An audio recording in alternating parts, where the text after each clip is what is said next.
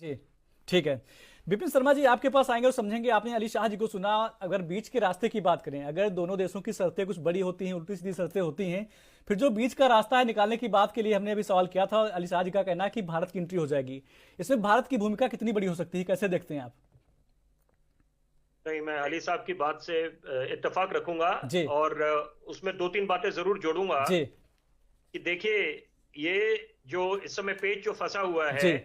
और जिसके प्रयास अमेरिका कर रही है इस समय कि कैसे वो शांति के दूत बन के उभरे, कुछ जी। बीच का रास्ता निकालें, सीज फायर हो जाए, औपचारिक तरीके से उसकी घोषणा हो जाए, जी।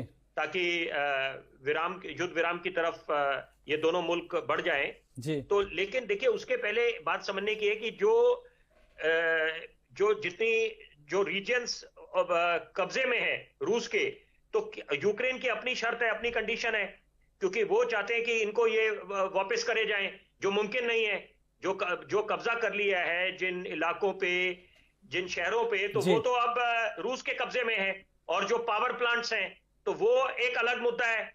लेकिन साथ साथ देखिए, दो बड़ी जरूरी बातें हैं जी। यहां पर कि जो जेलेंस्की हैं, वो यहां पर बीच में फंसे हुए हैं, और वो भली भांति समझते हैं कि यहां पर अगर ये भी खतरा उनके सर पे मंडरा रहा है कि जी। अगर अमेरिका की जो कूटनीति है वो अगर ऐसा कुछ कर लें कि यहां पर यूक्रेन की जो जनता है उनको जी। अपनी तरफ करके, क्योंकि बार बार डोनाल्ड ट्रंप इस बात की तरफ ध्यान केंद्रित कर रहे हैं कि इनोसेंट यूक्रेनियंस, उनका क्या दोष है जिसकी वजह से उनको इस युद्ध में झोंक दिया गया।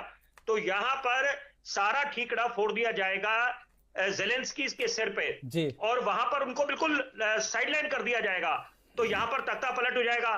तो कई तरह की बातें, अमेरिका का अपना वेस्टेड इंटरेस्ट है, जी। क्योंकि अमेरिका कोई भी काम वेस्टेड इंटरेस्ट के बिना नहीं करता।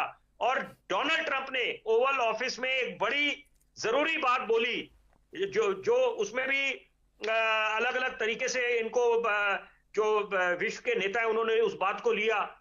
उन्होंने बोला कि you don't have the cards, इशारा करते हुए जी। जेलेंस्की की तरफ। तो साफ उनको एक उसको आप कहें बिग ब्रदर बुली, तो उस तरह से उन्होंने उनको एक साफ संदेश दे दिया कि आप उस हालात में नहीं है कि आप डिक्टेट करें। जी। आपको मानना पड़ेगा, घुटनों के बल आना पड़ेगा और शर्तों पे मानना पड़ेगा। And you should not forget that we have given you a whopping amount of $350 billion. तो अपने आप में इसके क्या मायने, उन्होंने बता दिया कि आप पे तो हमने इतना कर्जा दे रखा है जी। आपको, इतने आप एहसानों के अंदर दबे हुए हैं, तो आप उसके बाद हमारे से ऊंची आवाज में बात कर रहे हैं, या आप आई टू आई कांटेक्ट करके आप बात कर रहे हैं।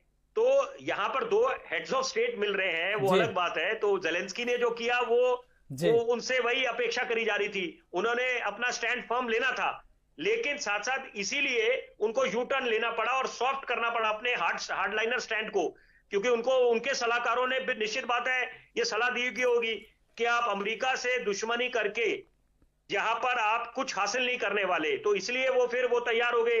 तो ठीक वहां है। पर और कोई जी। विकल्प था नहीं उनके सामने। ठीक है जी। विपिन शर्मा जी, माफी के साथ रोकेंगे आपको, समय की कमी, चर्चा करने के लिए।